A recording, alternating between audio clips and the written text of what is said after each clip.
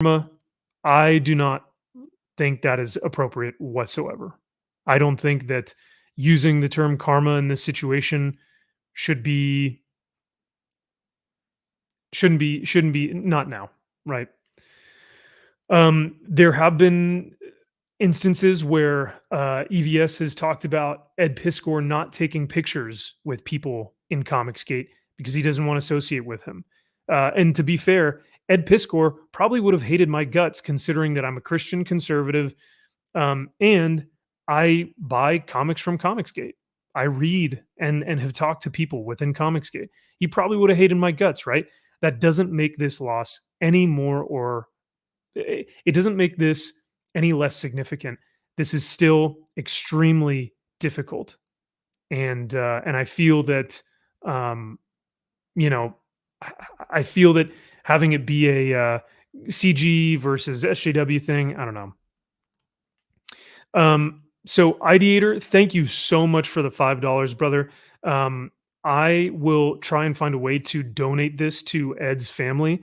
If I cannot, I will make sure that this goes to a suicide prevention um, you know fund or some sort of service. So just a heads up for the chat. I really appreciate you guys super chatting, but I will be sending this. I will not be taking this money. We've demonetized the stream. I want to make sure that this goes strictly to either Ed's family or some sort of suicide prevention fund. But Ideator says your boy Zach has been going hard on those responsible. Comics is devoid of the cool people we once knew and is now filled with disgusting creatures. And Ideator, that is the sad thing, is that a lot of these people within this industry have become vile, evil, cruel, cruel people, wanting to watch people suffer. Cruel, cruel individuals. Josh, I thank you, Salty and Josh. And Josh, I sent you the link if you would like to join as well. Let's go ahead and add Drew in here. Yeah, brother, thanks for being here. Sorry to have you kind of wait for a little bit, but I figured I just wanted to get some of the initial allegations out of the way until we began speaking about some of the people who I think were responsible for this action, right? Yeah, you're fine. I had a busy night. I've been working on some stuff anyway, so I was watching and listening while I was working. So hey, this is a good time, just to kind of dovetail to a correct time. But yeah, you've done a great job so far, Max. Oh, thank you, dude. Yeah, I appreciate that. No, it's tough, right? Because It's very even tough. with we've covered this on so many different live streams, and yet I still feel like I haven't done a good job of like covering everything. But Yeah, yeah. because there's not just that, but things are slowly coming out from certain individuals. Things that they've said, images of some of the women that have been posted now coming out, they're leaking, and you do the best you can with what you're given. And it's just unfortunate trying to stay on top of it, but things just get flipping. But Max, you've done a great job kind of summing up what's happening and trying to maintain a good neutral view with morality included, because it's very clear, like you said, Max, is that these individuals, they have no morality center. There's no center to reach from, to grasp on, for a sense of like just understanding the human condition, understanding humanity in general, understanding forgiveness. And forgiveness is not a shakedown like what these individuals wanted. If Ed were still alive, I'm willing to guarantee this. If Ed were still alive, if he had bent the knee to them, it would have been a Will Ornelas situation where they would have been like, okay, it's forgiveness, but with stipulations. It's going to be a shakedown with what we're going to want from you. And it's sad. And that's such a good point, Drew, that you mentioned.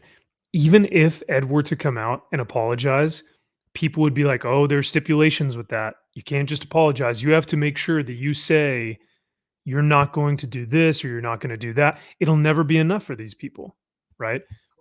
It'll never be enough. And I think he knew that. He took his life because he knew I will never. Now, we know, as individuals who cover this on our YouTube channels, we know that you can be redeemed. You can come back from cancel culture. But for someone who is isolated, for someone who only sees the bad on online, absolutely, Ed felt like there was no coming back from this. Yeah. So So yeah, a yeah. couple things on. Oh, sorry. Yeah, a couple things on that. It's like you, me, Max, and some of the others of us, we have a religious background, and we understand forgiveness, redemption. It's a part of life, and these individuals lack that belief center, and it shows very clearly. And with comics in general, I think Josh can agree. Hey, Josh, that there is Hello. tribalism. Tribalism Yeah. very much it exists, and the tribe that Ed was with, he felt they had his back, and when his tribe more or less went after him and shunned him, he's cast out. I mean, because he chose a side, he thought they had his back, and he was cast out like a leper, and he was cut loose. And when they cut him loose, he thought, "Who's going to have my back now? I've got no one." Josh, now that you're kind of joining us, do you have any thoughts on the? I know that you guys have done a massive stream on your show, and I kind of showed it very briefly. But have you, now that we've kind of had a week to think about this, now that more people have come out and begun to say, oh, don't use mob mentality, don't do the victim blaming thing, or blah blah blah. Do you have any thoughts about any of this, the stuff that's been currently being said on Twitter, or any thoughts about this whole situation? I mean, for me, I think a lot of it's just those people trying to save face as best as possible. And I do think there is some blame that has to fall, on their hands. I will disagree with a little bit. I mean, I understand that the use of saying, Ed was murdered. I do want to say at the end of the day, he made a decision, and I think it was the wrong decision. And I, like from a legal standpoint, I don't think there's anything you can do to say these people are murderers. However, there's definitely defamation of character here. There's definitely monetary losses here. That's something you can legally pursue, and I hope the family does for Ed's sake, just to kind of clear his name a little bit. But yeah, I don't know. I think as individuals, we need to choose our words carefully, and I think we need to. I think we can all benefit to just show some grace. As hard as that is, sometimes that's one of the things I struggle with the most. And then kind of I mentioned this in the chat earlier, but let the law run the way the law is supposed to run. I think it's fine to have a commentary. I think as human beings, we need to discuss things. I think discussions overall are very good. But I think we need to make sure those discussions don't turn into name calling or the blame game or slandering. And that's where where and why I say we have to choose our words carefully. So, and that's a great point. And thank you for mentioning that, because a lot of times I want to point fingers. A lot of the time I want justice. I think I said earlier in the stream that the first thing I wanted to do was, who's responsible for this, right? And I think it's just like within our nature to want to blame someone and go like, and to point at someone and go like, this is the person who is responsible for this. But like you said, it can be scary because it can be judgmental. And I think the language of who murdered Ed Piskor, I agree that it is a little harsh, and that he did take an action, that this was his action. But I think that the people that were responsible for him taking that action, I don't know. I don't think that not having the discussion is the right course of action. no, And completely agree. and I look, think that's what you're mentioning, right? Yeah. So right, yeah. And look, if you ask me, do these people drive him to kill himself? Absolutely. yeah. And my stance on saying, I don't know if we should say they murdered him and look, not a lawyer, okay, but I think and again, this goes back to choosing our words carefully. But I think for it to legally even be considered some type of murder, I think there would have to be a call to action for one of these people to say, "Oh, you need to just kill yourself," and that has not happened, as far as I know. That's fair. Yeah, and that's fair. I think with their intention, we can only assume. but assuming would get us nowhere. Now, If if you there's any ask, legal recourse, if there's any legal recourse that's going to happen, it's going to be against the news network. I really feel like they have a Oh. good lawsuit on their hands. or for- any of the either of the Mollies, Mhm. right? Either of the Mollies, I think they have legal recourse, and I hope that the brother takes advantage of that. To that was those were Ed's last words. Hold these people accountable. Now, whether he was talking to us, whether he was talking to his family, his brother, his mom, his dad, whoever, Ed truly wanted these people to have justice for what had happened. And so, yeah, I wish that we could all be Judge Dredd, right? And we could be Punisher or something, but that's not our real world. And that's, I'm not endorsing anything. I'm not condoning anything. I'm just saying in these situations, you feel like I just wish I could do something, right? And that's why I think a lot of people feel helpless in these scenarios because they're just like, I wish I could help, and we can't. But we can try and do our best to hope that this never happens again.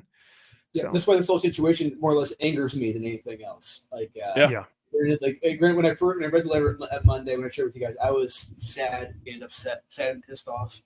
Now I'm just pissed off because this, like we said before, I say it again, this shit has to stop. And by saying who did that, well, quote unquote, who did this, by saying their names, it's helping. I'm going to continue to read this because I think that this is pretty interesting.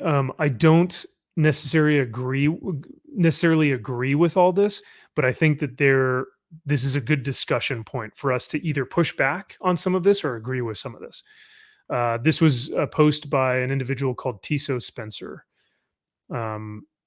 He says Ed's actions paint a guilty party when he deleted his social media accounts, deletes cartoonist kayfabe, starts making a will, and ultimately ends his life. He no longer has a voice to defend himself, so cancel pigs win, his enemies win, his family and friends lose, he loses. And that is one of the sad realities of taking one's life, is that we do lose, Well, the thing about that, like, I'll disagree with what he said there, is that we talked about this in the past few shows. Is that when we said comic books was his life. He ate, right, breathed, drank, slept comics. And that was his community. He had his tribe. And when you take all that one thing that is one guy's whole life, he has nothing. Ed had nothing when they took that away from him. So I think that just from a psychological aspect, he wasn't guilty. It was just taken from him. Yeah, I mean, what I will add to that too, though, is like the moment they started deleting stuff, one of the conversations we had is this does not look good. The perspective of him deleting this does not look good, because it brings about the notion that you're trying to hide more, and then now that we are after the fact of what happened, I mentioned on my live stream, I was like, you know what, maybe it was just a reaction on his part, because I don't know what was going on social media. I don't know if he was getting blown up. I don't know if, hundreds of people were going in making comments about him being, a pedophile or whatever. Sorry, I don't know if we're using that word. You're good. We're using that word for sure. And gosh, I'm sure that word was brought up plenty of times. I'm sure it was. Yes. But I'm just, that's where I'm saying sometimes perspective helps. And then there was also, kind of what Aaron had said on Wes's channel Saturday morning when we're discussing this, is we were asking, why is Ed being so quiet? Why hasn't he said anything? And what our thought was that he was actually building a legal case. And we're like, if that's the case and he's doing that, good for him. And then unfortunately we see that was not the case. We know that now. So yeah, it's sad. Yeah, are you going to read this? Josh, sorry, real quick. What you just said legally is that, Josh, a lot of times the lawyer will tell you to don't talk because they're smart not to say anything, because what you say, what you post, can be used against you in the court of law. And we thought he was being quiet because his lawyer told him to shut up, but no. Yeah. And Drew, I wanted to also bring up kind of something you had mentioned. The fact that they took everything from him, that's, like I said earlier, I think that is part of cancel culture. In order to fully remove you from the industry, from your community, from your friends, from anything, is to make you feel so deprived of the thing that makes you feel whole or passionate or like you have purpose, that you Yeah. want to end yourself. Yeah. And thankfully It's I think for us, oh, go ahead. no, finish it, and then I'll say what I was going to bring up. Go ahead, finish it next. I was just going to say, I think thankfully for us, a lot of us are people, men of faith, men and women of faith, Hmm. and so our purpose lies in our faith, right? In our God and in our Savior, and nothing can take that away from us, and that's something that is instilled within our beliefs. And when Ed has something like this, it's sad to see that people, flawed humans that are vile human beings, um, could take this away from him is very, very sad and very angering. So sorry, yeah, go ahead, Drew. Yeah. So what you just said, that's just, these individuals do not believe that they're flawed. They believe that they don't believe they're capable of being flawed. They don't believe, it's just, they don't have that moral center where it's like, oh yeah, we are imperfect beings. They don't believe that they are perfect in every way. The other thing I was going to say is that I had mentioned this on Monday. I'd share with you a clip from the Twilight Zone. There's an episode called The Obsolete Man. There's a lot of the elements in that episode of The Twilight Zone, very great episode, Burgess Meredith, that feel very reflective to what happened in this situation. Ed was deemed obsolete in this situation. What happened? Yeah, it's that was a brilliant Twilight Zone episode, and it really hits home. Let's see. Alex DeCampi, Molly Dwyer, the Pittsburgh News Agency, the people Ed mentions in his suicide note, cancel mob mentality, leftist SJW should be held accountable for his death. It's murder. Let the law decide who is responsible, but Molly and Alex should be at the top of that list. I think we already kind of spoke about what that means, but and Lupo in the chat, I will, regardless of whether he was a good man or someone I agree with or someone who committed a crime or any of that stuff, I think the conversation around his taking of his life is more important than anything else. So I said at the very beginning of the stream, a lot of people are going to go, well, he's a creep, or oh, he's an asshole, or oh, he tried to cancel, so it's good that he got canceled and all this stuff. I am going to try and refrain from that as much as possible, because at the end of the day, Ed's gone. It's as simple as that, right? And we can sit here all day and go, was he guilty? Was he not guilty? What did he do that was wrong? Or was he an asshole? Or did he try and cancel people? But at the end of the day, he's not here with us anymore. And I'll also add in some of the people that I know personally that I think are doing the best work. And when I say work, I don't mean like art or anything. I'm talking about how they live their lives and how they're helping people. Some of the people that I know that are the most effective in impacting other people's lives in positive ways are people that were considered bad people in their past. They're convicts or whatever it might have been. So, I think to try to devalue someone's life because of something that they did is short-sighted and immature. And look, and I'm saying that as someone who had some kind of I guess you can say disparaging comments about Ed when these allegations first came out. I have heard from other people A, B, and C. And that's where, on my stream, we were talking about we have to be reflective and kind of what we have said, and should we take it back? And, Aaron's comment about being flippant, but just because someone is making mistakes now doesn't mean that's who they're going to be for the rest of their life.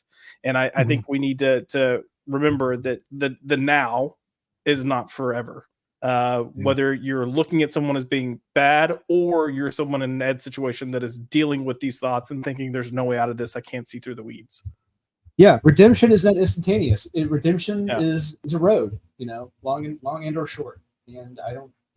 It's a shame that it's. Are you going to read? Are you going to read that or? I was just going to bring it up, and because I thought that this was an interesting point too, and the fact that cancel culture, they think they can take everything from you. They feel like they have power, but it really is.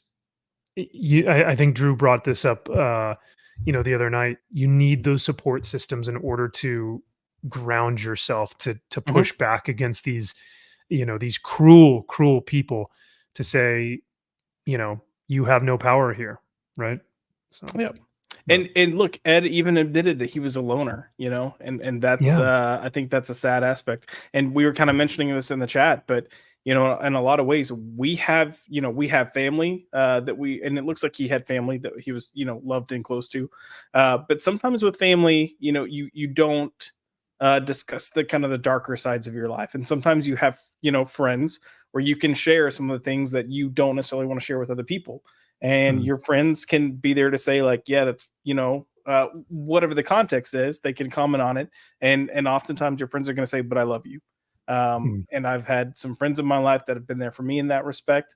And when things get tough or when things get hard, and I'll say this up front, I've never, considered suicide. There was a point in my life where I've thought, is it ever going to get better than this? But suicide was not something that I put on the table. But I had friends in my life that I knew were there for me regardless. And it's to me, it's sad that Ed didn't have that. I don't know. I just tried. Yeah. Yeah. And that's the price of being a loner, like he was. And because I knew that he was solitary because he was always at his drawing board. He was always working. Work, draw. I mean, every time that's what he was doing. He loved comics. He was working, and that we know. Not many people in the audience know, but when you're an artist, you're a creator. It's gonna be a solitary process. It's a solitary life, and this is a repercussion of that. Unfortunately. Yeah. And I'll even add, like, I feel like as far as mental health goes, my mental health is at its worst when I'm like alone and letting my own thoughts get the best of me. So. And we talked about it this morning, Josh, on our Warhammer stream. Yeah. What's our worst trait? We fall into ourselves when we get depressed. Some people project it, right? I think a lot of people on the internet, on Twitter, will go, "Oh God," they like to be professional victims, and they're just like, "Oh my God, I can't believe this happened to me." But some people, they internalize that shit, and that becomes just all encompassing and enveloping, and then they can't get out of it. So you've actually had to check in on me every now and then where I've kind of taken a beat where I just go, I need a week, right? And you guys have checked in on me and just been like, hey, just checking in, sending a funny GIF or a funny video or something, just what's going on, brother, because that tends to be the case with a lot of men, is they just, some shit happens, internalize, go into your house, go into your home, go into your house, close the door, don't talk about it. Once you're finished, once you're good, you're good, right? But I think we spoke about this earlier when you guys weren't on, so I think we can move on from this. But do you guys have anything about this whole? We kind of talked about it's the same people that we've seen time and time again that are asking, oh, don't use mob mentality. That's not right. That's, don't be victim blaming or anything, or what did they call it? Yeah, victim blaming. You guys have anything else on this, or do you want to move on to another set of quotes? I'll just say it's disappointing, and it's from a human being, just as a human being, it's disappointing. It's sad, and just really no regret or sadness or just real degree of empathy of what happened. There's no inward. It shows a lack of a soul, a lack of a conscience. These comments. Mm-hmm. Yep. Because imagine what this would read. Take that bottom paragraph off, right? Imagine how this would read if Joe just put, "What Ed Piskor done is tragic, awful, and so very sad. My thoughts are with his friends and family." Beautiful. That's it. End it there. Or maybe after that he goes, "I'm so sorry for anything that I've caused, or if I have played part in this." But no, God, he sold. Right. Oh, wow. He actually has some sense of conscience. Yes. And you we'll read more of these, and the more you read, the more you see there's nothing behind the eyes of these people. Yeah, when you look at someone and it's just what appears a generosity Yes, what appears as generosity at first, it just slowly slips away. It's like, you weren't generous about this. You didn't mean any of it. You're covering your ass. That's all this is. CYA. Yeah, so we kind of covered this. We'll go to the next one. So this was actually from a CGer. This is John Malin. He says, man, if I blew my brains out, maybe Gary from Nerdrotic and Yellow Flash would finally express outrage for C2E2 canceling us like the Whisper Network canceled Ed Piskor. Now, I've stated to you guys in chat, you guys obviously know me. I'm a Christian conservative. I support some of the comics, some of the individuals in Comicsgate.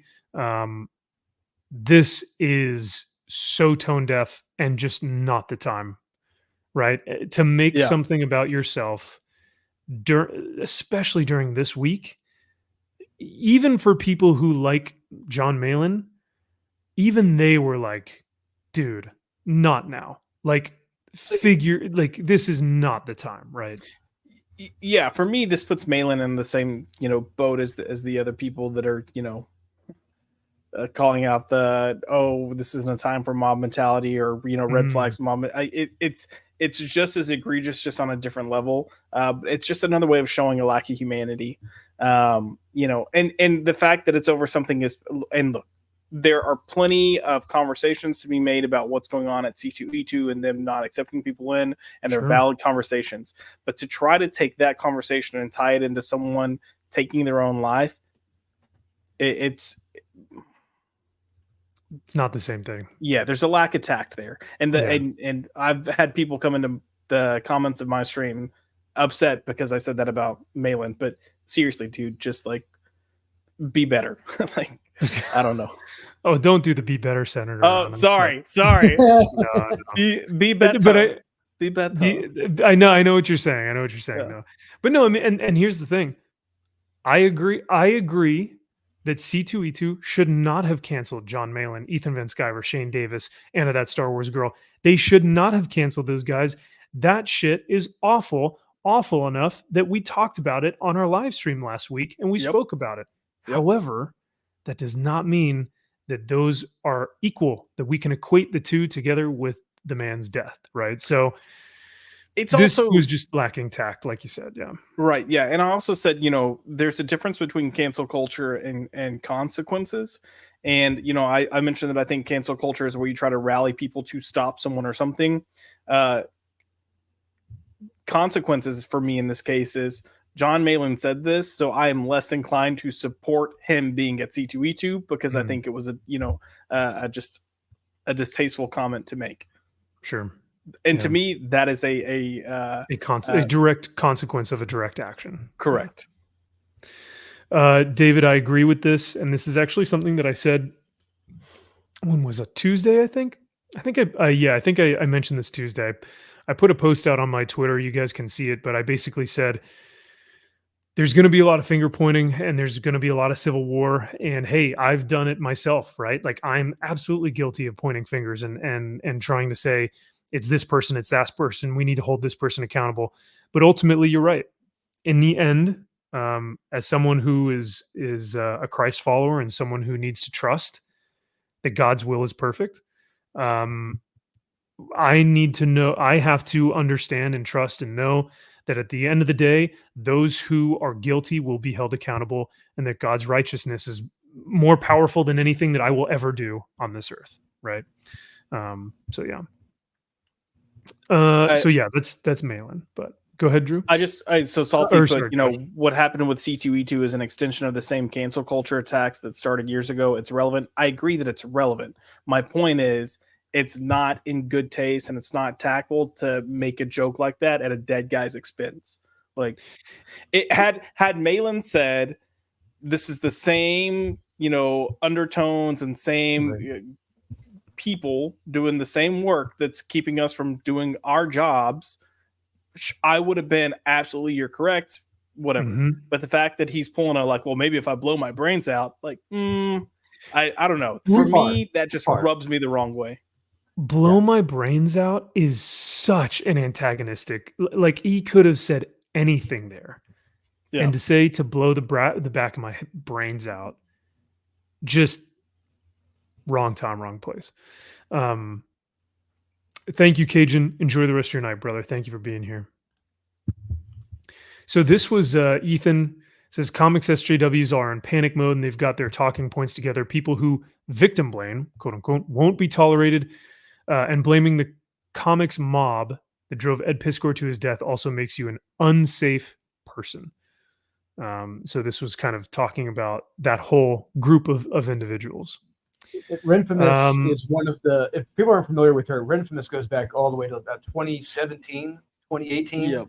Oh But yeah. she had, Oh, yeah, she had the back. Joe Quesada had her back. That's on the record. He had her back, and she was going full board against anyone and everyone.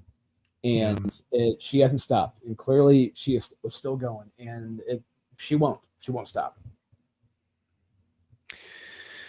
I think I've got, where are her tweets? Yep, here they are. We'll talk about this right after Blurred. Blurred without fear is an exceptional X-man. This is his Twitter bio. For some reason he has "You're blocked" as a kind of trophy of that's his background, to his Twitter account. On his bio, he puts "Cancel Pig." Got a pretty big following on YouTube.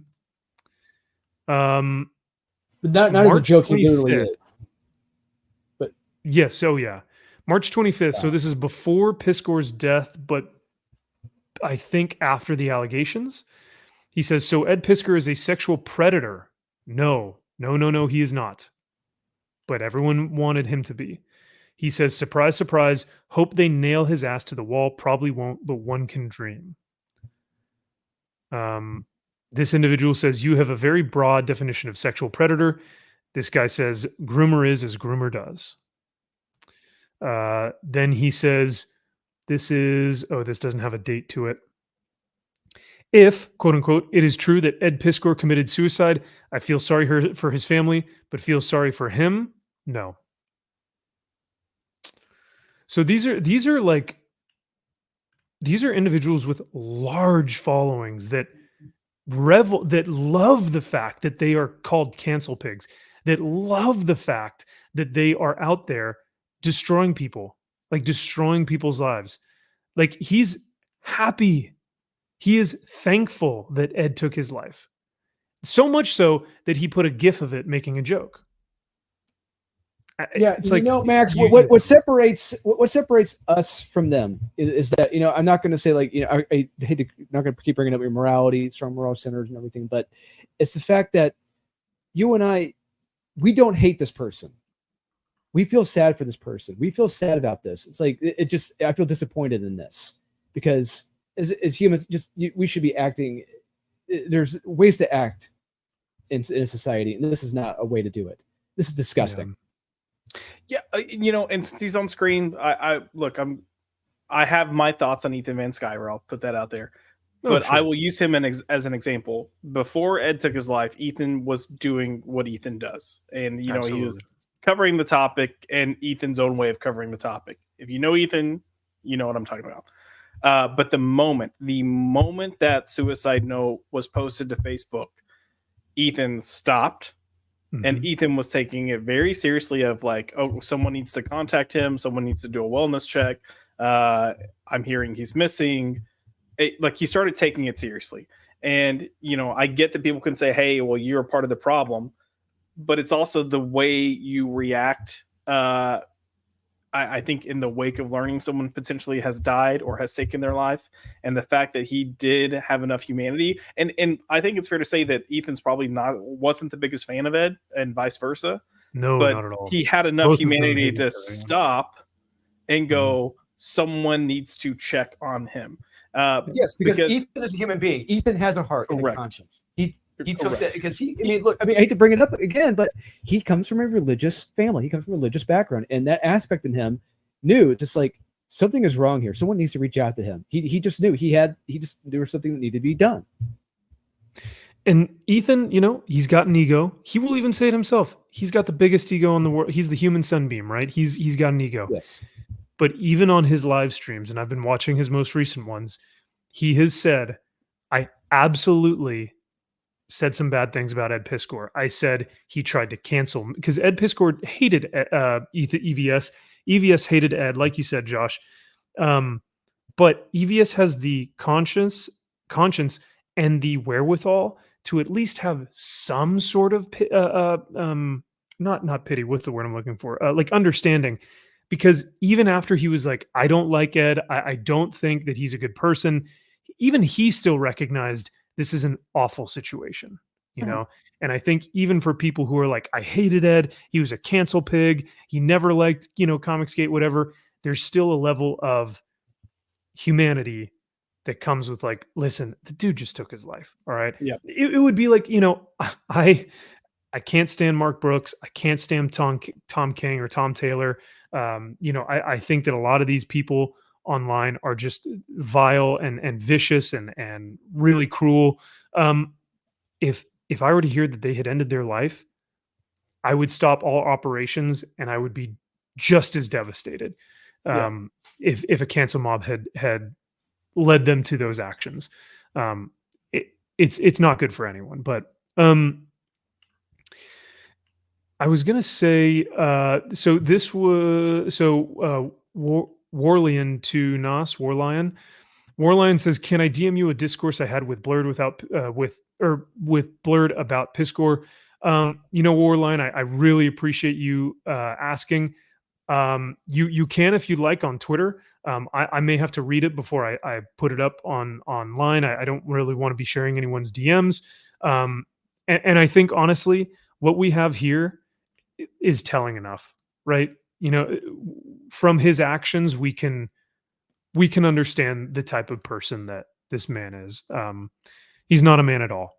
And but hey, Warline, I really appreciate you at least trying to reach out, and trying to have a conversation to think rationally. It's like, I would like to think I can judge, the character of a person easily. And this is an individual I would never trust anything with. Anything, nothing. I couldn't trust this individual to pick me up at the airport, to go visit someone if they were sick or something. I could never trust this person doing it. They're not a human being. Yeah. JK says, I guess I don't want to be a warrior for the world. I'd rather be a slave to Christ. JK, I think those can be two in the same. I think that if we kind of get black-pilled on the world, then we're not doing God's work, and we're not trying to. In the Lord's Prayer, he says, let your will be done on earth as it is in heaven. We can be vessels. We can be light to people. So we can be a slave to Christ and also be a warrior in the world.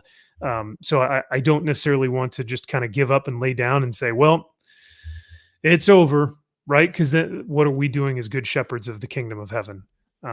So I think that's one thing I would say to that. But I love your sentiment of being a slave to Christ, because he's our ultimate. He's everything, right? So yeah. Yes, and I really truly think within that aspect, if I shouldn't say if, but when something like this does happen again, I really feel like it should be on me, us, or anyone to really reach out to these individuals who have been accused of something and just tell them, no, hey, this is not the end. There is redemption. Regardless of what anyone says to you, there is redemption. Yeah. For everyone, look at one of my favorite individuals in the Bible, St. Paul. Or was it Paul or Matthew? I think Matthew was a tax collector, which during that day was seen as one of the most vile, evil things you could do. Look at Paul. Paul was murdering Christians, like taking the lives of Christians because he felt that was justified. Matthew, a tax collector, taking a government toll from people and him willingly signing up to do so. These are Matthew and Paul are probably some of the most influential people in the Bible, at least from whenever I read scripture. And these are some of the most heinous men that ever lived during that time. There is redemption, especially for them. And those are stories of men that we can become as well with redemption. So Yeah, absolutely, JK. We should not be conformed to the world, right? Or anything in the world. The sins of the flesh, and it goes on. It has a full list. But I do think that we can still live in the world we can live in the world but not be conformed to it. We won't serve two masters. We can't serve both God and money, or both God and the world. But we can be good stewards of the thing that He has given us, which is Earth. So yeah. Let's see. Oh, thank you so much, Jay. I really appreciate that. Yes, Paul absolutely suffered after his conversion. Was it Paul who was crucified upside down? I think that's, believe so. I Yeah. think that's what that was. So this is from another individual. Once again, very controversial here on Twitter. So I won't speak about the person who posted this, but I will say that these are the Alex DeCampi allegations for Ed. So 7 days ago, Alex DeCampi posts Pisker's sock puppet account, quote unquote, is posting through it by telling everyone it's all fine because the Pennsylvania age of consent is 16. And now apparently he's queer bashing his critics. And this is what cancel pigs like to do. This is what cancel culture is about. It's not good enough just because they're a groomer, a creep, a pedophile, a sexual predator, a rapist. They also have to be homophobic, misogynistic, sexist, racist, Nazi, white supremacist. They have to be everything. They have to be labeled it all. It's never good enough for these people just to be labeled as one thing. They have to find you as everything. So Alex DeCampi here is now saying he's queer bashing his critics. Local white man super into hip hop isn't actually down with marginalized identities. Shocker. More news at 11. Oh, he just started following EVS and Babylon B. Here we go. Sure enough, to find out. Wait. So hold on a second. I'm sorry, Max. Yeah. So I'm Mhm. not on Twitter. So you're able to see when someone begins following someone else on Twitter. Yeah. You Yeah, can see you that they can- follow each other. Mhm.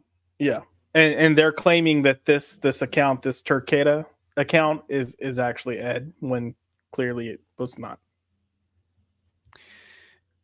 And yeah, so here's the quote unquote burner account. Turketa, you see the name up here, and clearly Alex DeCampi says at Turketa. So this is the same exact account, spelled exactly. This is the one that she was trying to call out. And Turketa says, "Still think I'm Ed's burner account, RIP," and posts a picture of him. So Alex was wrong in this case. Yeah, Yeah. And did she 100%. ever admit she was wrong? no, And nor did she ever Shocking. apologize. and was Shocking. taking like multiple screenshots, doing like pic collages of that Turketa account, responding to stuff, Mhm. and just like slandering the hell out of that account. And here's the paragraph in Ed's will and testament, just to kind of really put a bow on this thing and just solidify. These are the people. Alex DeCampi, right here, mentions it in his last will and testament. So it is, the receipts are here. It's so sad to look at all this. Here we go. Here's Renfamous. For those of you who don't know, she's been part of this whole Twitter mob mentality for years now. I think you guys said. I Yes. want to say, did she research or did she surface during Gamergate, or was she always comics?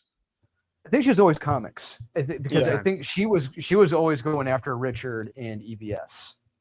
Okay. Yeah. So this individual says this was April 3rd, not even 2 days after Ed's suicide. She says, "Yeah, I don't care. I'll say it.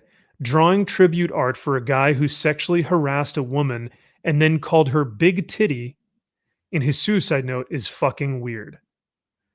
And if we remember when we read Ed's suicide note, It was a consensual meeting between him and his, at the time, maybe girlfriend or hookup partner, or he just loved drawing her. That was not sexual harassment. He was Correct. drawing her and she was consensually agreeing to that, company. So she then goes on to say he admitted to it also in the suicide note. And then she goes on, was it here? Pisker admitted he was DMing a girl who he knew was underage, and what he knew it was wrong. He admitted he had sex with the woman who accused him of offering industry contacts for sex, and he admitted to asking a woman for nudes. So these are all these people are taking this and trying to make it a guilty admission on his part instead of a suicide note. Renfamous responds, "The woman I'm talking about, he asked to come back to his house so he could draw her naked and offered industry contacts in exchange, which we now know is a lie because Ed said that that never happened. That's harassment and degrading." And then this individual says, "Yeah, the fact that he seems to be reveling in it in his Facebook posts. Yeah, of course, I asked the big titty tattoo girl to pose for me nude, was illustrative to me how dismissive he was to the harm he had caused and why he was being criticized online." And Renfamous says, "Thank you." I'm at a loss for words. Just as a human being, I am just shocked. Just literally, this. I mean, I equate this to being in a crowded theater and yelling fire. This is what this is. It's like they're still trying to kill him. He's already absolutely. dead. Yes, I mean even people who have been dead for years, there are people going over them trying to trample on their graves. Yeah, like you said, Max, they will not stop. It's not even a matter of still trying to kill them. It's a matter of they're trying to save themselves. I mean, that is very clearly they are trying to justify what they've done by giving some shitty example or excuse to make it seem like they have a right to have said what they've said. I think it's awful, and the fact that they're saying he's admitted to these things, for me personally, he admit to drawing people naked? Yeah, but they also showed up to his place for him to draw them naked. If you go, there are colleges all around this country where if you're in an art class, you will have nude models in that art class. Bullseye, Josh. Bullseye.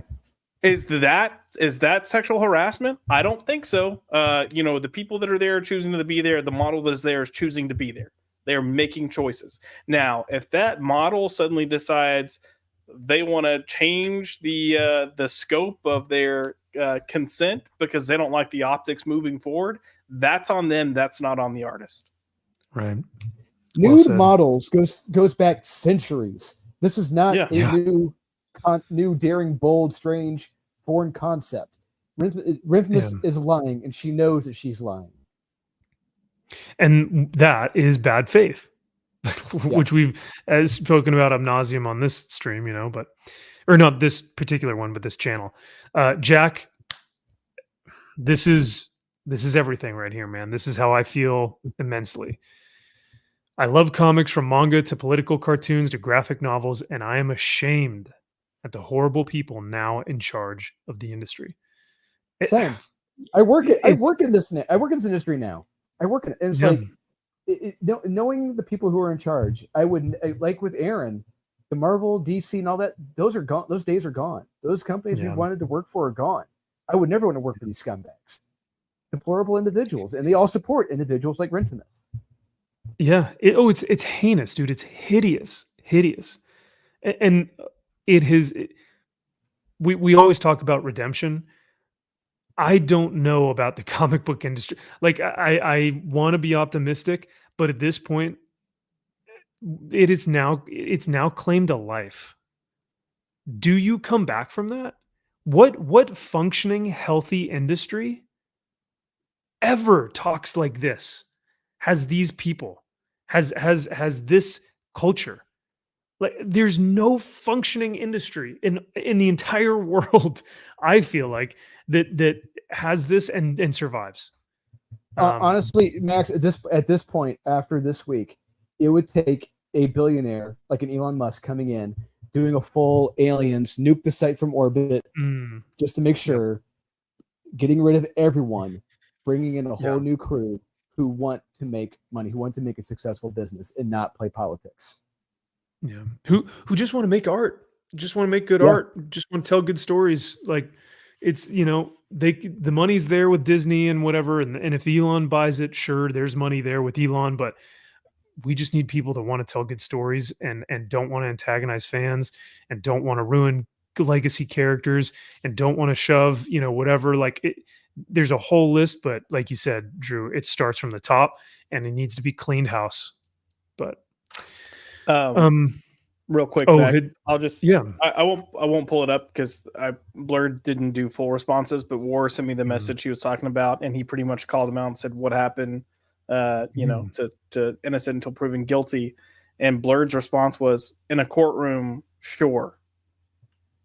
And What? it's like, What? I'm just like, but I mean, War came back with giving examples of like, no, here too and stuff, but Blurred didn't respond to War after that. And it's just kind of like, dude, do you know? I mean, I guess at that point he's saying, well, no, we get to pick and choose when it's actually going to go to court, and this isn't going to go to court. Again, we can't play judge, jury, and executioner on everything. Like we need to learn to let the law run its course. And yes, and what we've seen, Ed is guilty of nothing. It's, in the court of law, Ed is guilty of nothing. Absolutely. And we talked about this pretty much since the beginning. And like, if you want to have issue with what he did or how he did it, you have that right. Like, no one's going to stop you. But when we come down to if something is legal or illegal, from what we've seen, he hasn't done anything illegal, or he didn't do anything illegal. And in that same respect, even if you disagree with what he did, which again, you have that right to, what you shouldn't do, and I don't think you do have the right to do, is try to turn everyone else against him because you personally feel that way. Like, you don't like it, move on. Yeah. Mob justice, and it took a life. Here is once again Alex DeCampi. This was posted by Thor Odinson. Thor Odinson is this dude is a culture warrior to the last. He is extremely passionate about comics, Warhammer. This dude saves every screenshot, saves every conversation. He's on top of a lot of this stuff and calls it out for what it is, and I respect a lot of what he does. But he posted this. He says, Ed Piskor is dead, but this murderous piece of shit made herself out to be the victim in this situation. He tags Jim Lee, Joe Quesada, CB Cebulski, Tom Brevoort. He says, you enabled this toxic garbage in the mainstream comic industry for years. This is what Alex DeCampi has to say. Yeah. 100% true. She says, also, every big name white comics guy who follows me, this is what happens when you don't stand up for marginalized people in your industry. We, as in me, Alex DeCampi, and women and people of color, deal with this shit constantly, and you can't be bothered to say, hey, maybe stop attacking female, people of color, and or queer creators. Alex, a man is dead because of you. Like, he's not on this earth anymore. And you are going to say that you are the victim. Now, I would like to see, and here's the thing that I don't want to actually say, but at the same time, you have to ask the question, how many people has this SJW cancel mob, cancel culture, how many people have they killed? Ed Piskor, we can absolutely say, aided in the taking of his life, right? And we could guarantee you Warren Ellis would have been another one. If Warren Ellis had been a bit weaker, like Ed, Warren definitely would have killed himself. But like I said at the beginning when I jumped on, Max, if Ed had lived, Alex and everyone else would be like, no, that's not good enough for forgiveness. We got stipulations for you. It's shakedown time. This is what you got to do. It's going to be that the whole list of things of every obscure, wild, dumb suggestion that we need you to do for us. It's like, what the hell is going on here? It's a shame. That's all they want. And like you said, even with those stipulations, That was never going to be enough. It's never No, enough for these still people. isn't. It's still, He could've- they are still Yeah. adjusting it for Warren Ellis. They're still Mhm. changing. They're still shifting that goalpost. It's never, like you said, it's never enough. Yeah. And thank you, Warline, for the topic. Yeah, I'm sorry, brother. I just I love that you are part of this conversation, and I'm thankful that you actually called some of these people out, right? And that's what I think we need to do. But Josh is right. Just due to the timing of the live stream and some of the topics we want to discuss, I think it might just be easier that we kind of talk about it openly like this. So. But yes, George, absolutely. They wanted to kill Warren Ellis, Jason Latour, Brian Wood. Yep. They want scalps. They want these things hung up in their homes, but. And I'll even because say, they- we kind of mentioned earlier, it's never enough for them. It's never enough. And I think Warren Ellis is a prime example of it's never enough because Mhm. they came to the table. Like it's been a year's worth of demands of what they expect to see before they're going to, allow him back or forgive him or whatever the fuck they were saying. And that's he's just pretty it. much That's it, done. Josh. There's no forgiveness. They're going to keep Yeah, changing he's- it because there's no forgiveness. He's pretty much done everything that which I applaud him for doing. I would not have done it, but he's pretty much done everything that they said they wanted to see him do. And then every year it's just new stipulations, and like it's never enough. These people don't want you active. That's what it is. And just a reminder, every woman that Warren Ellis slept with, at least from what we can tell and from what the woman said, it was all consensual and none of them were underage. Yeah. I mean, am I right or am I wrong? Like, You're No, right. you're right. And You're right. And on Not top of only that, Max, that, one they of them- were sending like booby pics in these like message I'm- boards yes, to get I'm his sorry. attention. Yeah. Yes. So like, and one of them I- accused him yeah. of a hypnosis. He was accused of hypnotizing them. Oh yeah, that's Which is in. It's there. It's documented. That's true. Max, I'm gonna send you nudes, okay? But it doesn't mean I want to like if you come on to me, you're being a dirty dog, and you need to go check yourself. So so Josh is gonna send nudes and he's gonna be like, you want to be on like this big live stream, right? Well, I know some people, and we'll have a mutual thing, right? But then I'm going to make stipulations for you later on in your career. And I'm gonna cancel it. Don't come knocking on my bedroom door, No. my hotel room door in Vegas, you sex pest. I mean, that is coming up in a few days, so like don't tempt me, but well, there you have it. Like this is literally, we're in the same week that Ed took his life, and this vile, cruel cockroach. Can you even consider someone like this a human being? No. These are the people who, like I was saying earlier, you meet them and there's nothing behind the eyes. There's just nothing. It is just empty, void, nothingness, blackness. There's just absolutely no soul there. It's Someone who wants yeah. to have one up on you. Someone who Yep. wants power for you. That's all they're Yeah. about. we deal with this constantly. Okay. Yeah. We deal with this constantly. You can't be bothered to say, hey, maybe stop attacking female POC. And you know what is sad? Once again, this doesn't help their cause. Like Mm-mm. women who feel attacked, people of color who feel discriminated against, queer creators or creators in the LGBTQ or who are homosexual. This doesn't help their cause. They're probably like, Alex, shut the fuck up. Right? Like I would, if I were someone in comics that were part of any one of those communities, I'd be like, she does not represent me or my ideas. This is not the time or place or just any, you don't say this shit at any time. Look, I don't as someone who falls into one of these descriptors at the bottom, Mhm. I will say this. Now, compared to 15 to 20 years ago, I feel like these groups are getting handouts. I feel like I would be getting handouts because of who I am. Josh, you would have a I don't- Batman miniseries right now at DC. If you hadn't pissed off Scott Absolutely. Snyder, you'd have a miniseries. You know what? You're probably not wrong. Yeah. Oh man. Yes, Salty, I am a POC. I am an albino. Thank you. Yeah, man, it's wild. But yeah, no, it's wild how the professional victim blaming is like Robert Meyer Burnett actually mentioned this.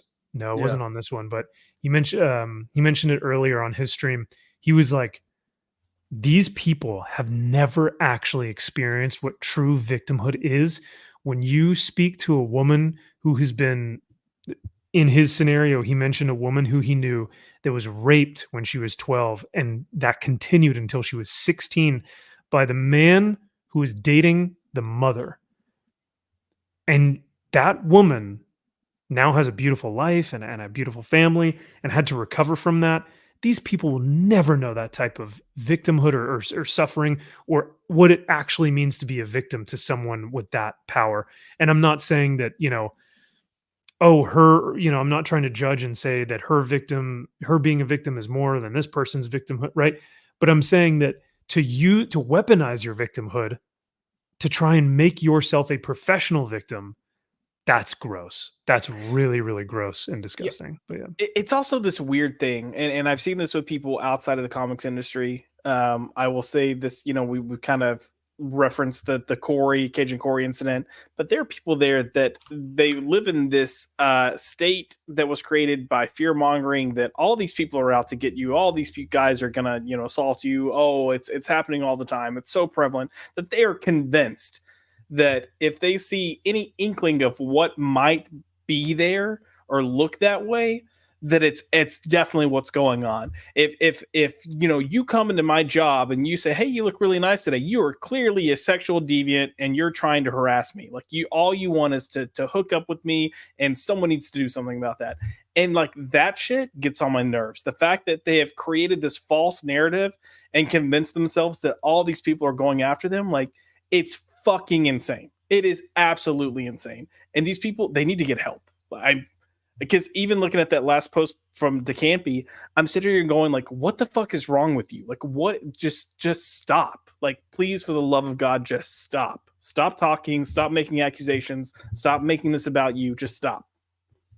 Yeah, and on top of that, Josh, I mean, Max brought it up earlier. It's like, if I hate saying this, but when I was in my military days, I had an airman that I was a supervisor for, and there were a lot of characteristics and traits that really reminded me of Alex DeCampi here, to the fact that, like, you could not have a conversation with this person by yourself. You had to have someone else and maybe another person as well there as well to make sure nothing got misconstrued, nothing was taken out of context, that everyone understood, everyone knew what was said. Like, if I were ever to be in the same room as Alex DeCampi, I'm making sure as hell another person is in that room to make sure nothing is taken out of context. Yeah. Oh yeah, absolutely. You can, it's not like, oh, you can never be too careful. Now it's like, you need a lawyer, you need like 3 women and 2 men. Like, you need, yeah, you have to be really. Well, you just reminded me, Max. I was going to bring this up earlier. Former Vice President Mike Pence, he gave an interview saying that he always had his wife there with him at dinners with like another woman, to make sure, everything was on the level and everything, just nothing was taken out of context. And he was automatically called a creep, a pest, a sexual, like a raper, just all this stuff because of that. It's like, no, it's shit like this that shows why he had his wife there, because he didn't want anything taken out of context. Not because he's a fucking creep, but because he doesn't want anything taken out of context. Yeah. Jack says, Josh, you were entirely too reasonable. I think it's time you've been canceled, or you were canceled. So I will add, I will say, I'm going to add something personal to this conversation, because I think some people could hear some of the things I've said tonight and go, oh, this guy never supports women, or even take, my personal history with things and the fact that I brought up the Corey situation, say this guy never supports women. I want to make something very clear. My cousin, who was a female, made allegations against someone, her husband, for things that he was doing to her. They were true. There was court evidence that it was true. And you know what happened to her because of it? She was murdered by her ex-husband. So when I sit here and I come to these things and I have these conversations, if your presumption is that I don't support women or I don't trust women, you're very much in the wrong. However, I'm going to look at things, to a pretty broad extent to try to gather facts before I speak, or at least assess the situation to the best of my knowledge. So if anyone is having a takeaway that I don't support women, like, fuck off. Carry on. Sorry. Whew, yeah, dude, that is so heavy. And thank you for sharing that. I don't think anyone for a second would not believe you, right?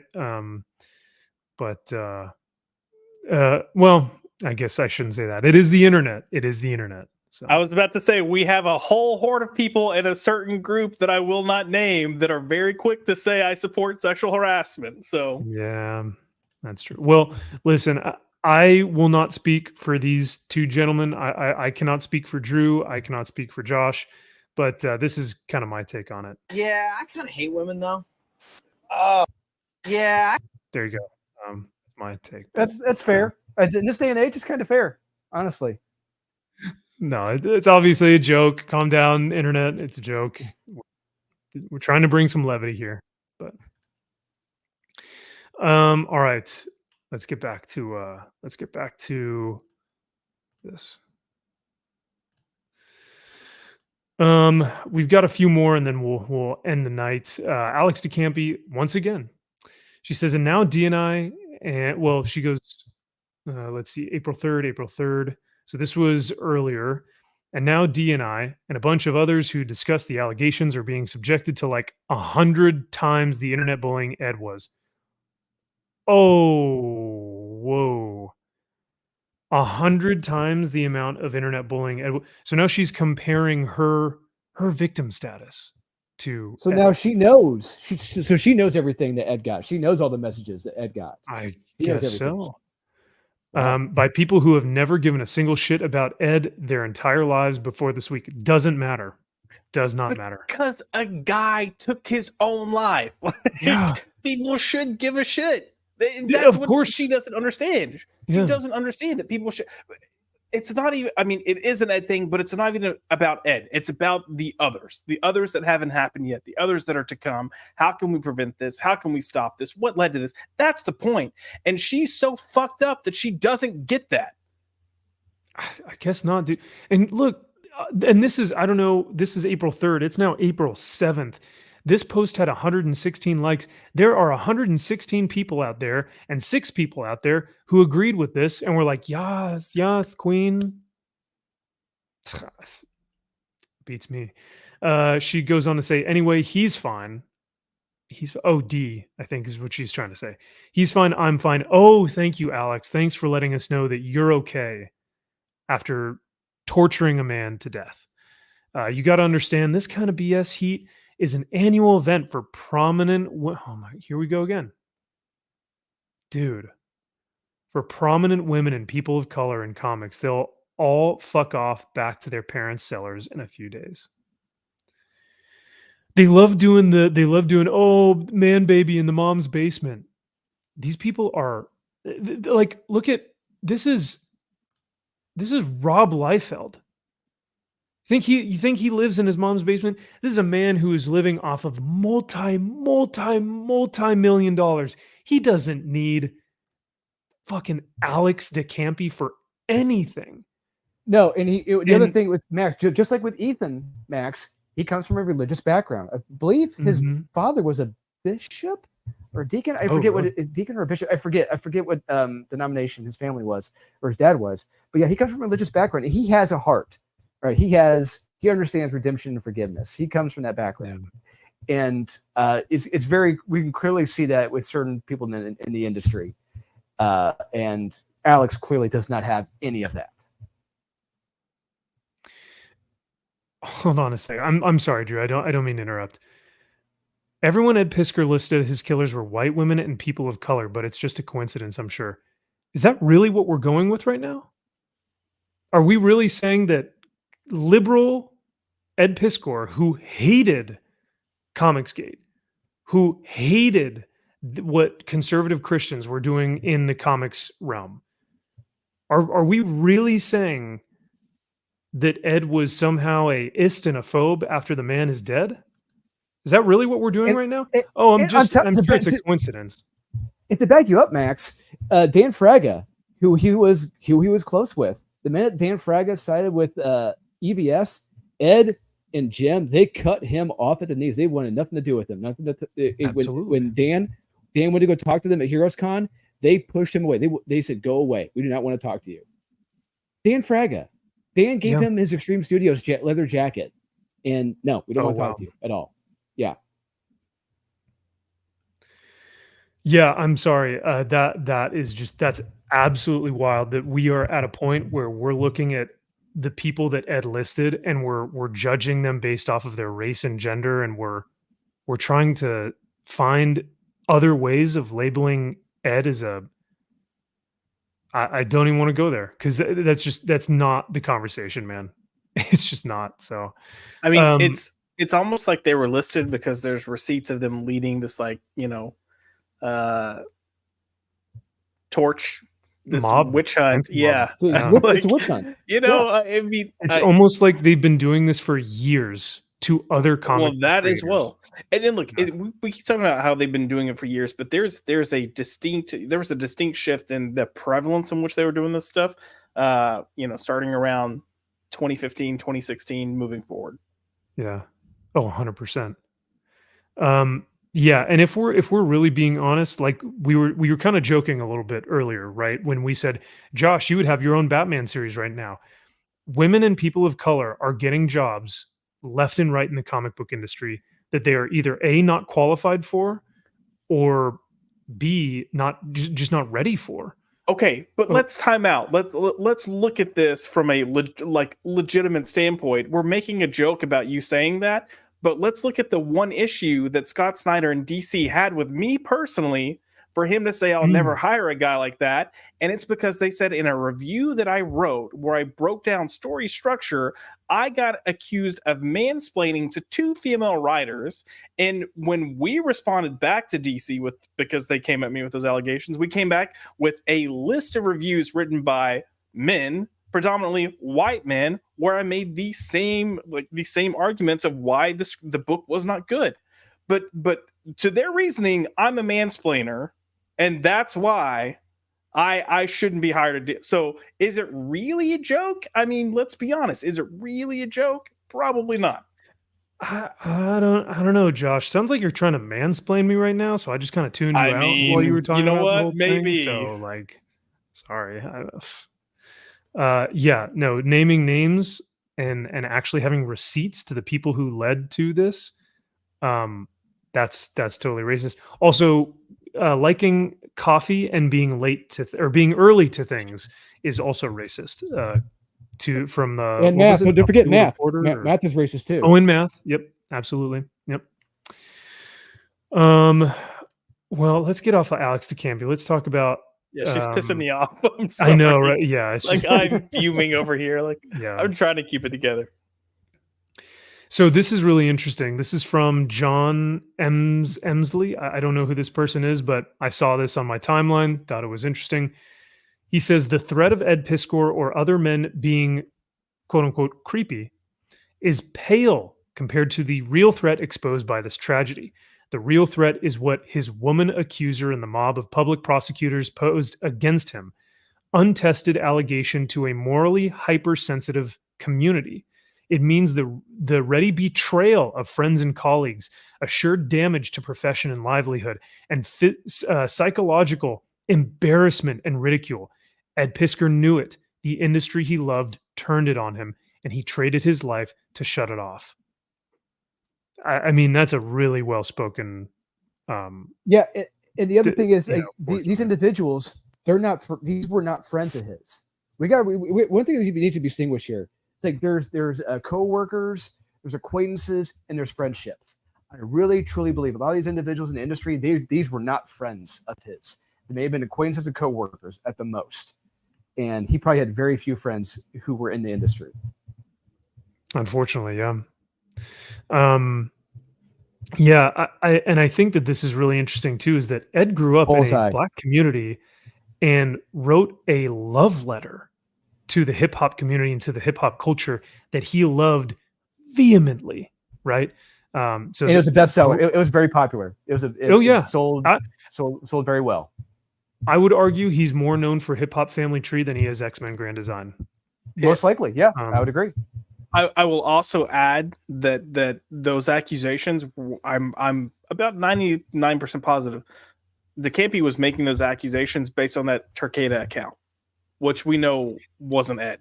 Which was not Ed, and she was saying that account was queer bashing and that it followed EVS and Babylon B, which Ed did not do. So absolutely, like you said, false accusations once again. So Armando hit the nail on the head, brother. Rini draws. Rini, thank you for being here. We love seeing you, and we hope that you were doing well. Here, I'll move us out. So because I think Josh was trying to wave at you earlier. So Well, that didn't work. Here, but there we go. Rini says what they put Ed through was public. Yeah, that's another thing. This was public psychological torture. They knew what they were doing. Rini, all of this was targeted. All of this was intentional. Every word, every action, intentional. They know what they're doing. Absolutely. And Rini, I'm sure that you have had to experience some of this as well. Maybe not to the same extent, but I'm sure that it has not been an easy road in the comic book industry for you. But Rini, we love you. Hope you're doing well. It is so great to see you succeeding so well with 2.5, and we can't wait to see more. So let's see. Far from racist as a white dude you can get. Let's see. So that was this. Like I said, I just thought this was really well spoken. I think this first line, the threat of Ed Piskor or other men being creepy is pale compared to the real threat exposed by this tragedy.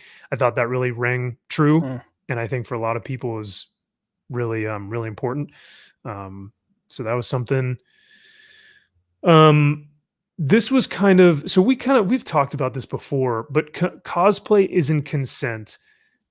Was that kind of the initiative that really kicked off this Me Too movement and the Believe All Women hashtag that kind of divulged into now we can really accuse men of anything and they can't really say anything back, that which led then to Scott Snyder pushing that, men in comics say no, right? We saw that pledge a couple of years back where it was like, these are all the things that men in comics, we pledge to do.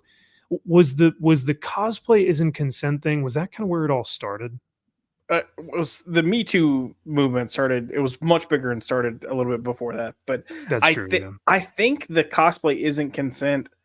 And Drew, you might need to correct me if I'm wrong. I think part of that kind of stemmed from the whole Scott Lobdell situation that, I mean, in general, I think I don't even think it's a specific thing. I think there are cosplayers that are wearing skimpy outfits and get mad if you want from me describing it that way. But people were touching them, maybe some of them inappropriately, maybe some of them just touching to take a picture, and they had issues with it. But I don't. It's I'm not sure. Because I really think cosplay is not consent. I think that's a good question because it's really hard to pinpoint when that really started in the industry. But it may have been Scott, but I do know it was coming up that just cosplayers weren't happy with people coming up to get photos, putting their hands around the cosplayers, hugging them, and some freaked out about it, which is I'm not really 100% sure when that started, unfortunately. Yeah. But I need to research that really when that started. Yeah, it should be on the document of a downfall. I wonder if that's on there. The next thing here is Villa Lobos. For those of you who don't know, Villa Lobos is also a comic book creator. real quick before we change. I just looked it up. So Cosplay is Not Consent started in 2013. Oh wow! But the harassment of cosplayers includes photography without permission. What? I'm sorry. What? Yeah, verbal abuse, touching and groping. Like, look, touching and groping. Control yourself, Yeah, people. don't do Okay, that you shit. know. Be regular people. Yeah, Um, thank you. yeah. Verbal abuse. Again, depending on what was said, you know, if someone said, "Oh my God," are they talking about your boobs? Or are they talking about how good the cosplay is? You don't know. But the whole Mhm. photography without permission, you're at a public venue where people have cameras ready. They're coming in to see cool shit, and oh my God, they took a picture of you without asking you as you stand and or walk through a hallway with thousands of people. Fucking get over yourself. Yeah, and not just that, blocking traffic in aisleways in a convention center, which pisses off guys like me to no end when I got work Yeah. to do. Yeah.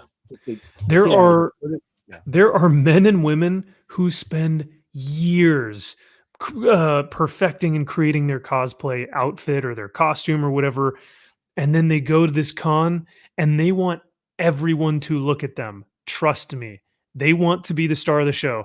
They are, content creators, and they're this and that. They've gotten OnlyFans maybe, but these It's all people want to about be seen. money. Yeah, that's what they're there for. A lot of them aren't even fucking geeks and nerds. They're just fake geek people, and But so I have an issue with cosplay. What it's become. It used to be super cool, and now it's just become, yeah. We've got Aaron Sparrow in the chat. He says Villa-Lobos is hateful, petty, jealous, morbidly obese. Shut in. Couldn't have said it better myself, Aaron. Which leads us actually to a good segue here. This is Villa-Lobos's response, and if you guys remember, in Ed's initial, in his last words in his statement, he mentions Villa-Lobos by name.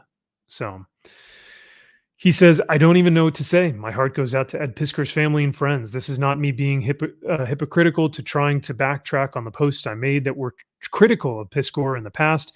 It is my belief that when you believe someone is a bad actor, you should call them out.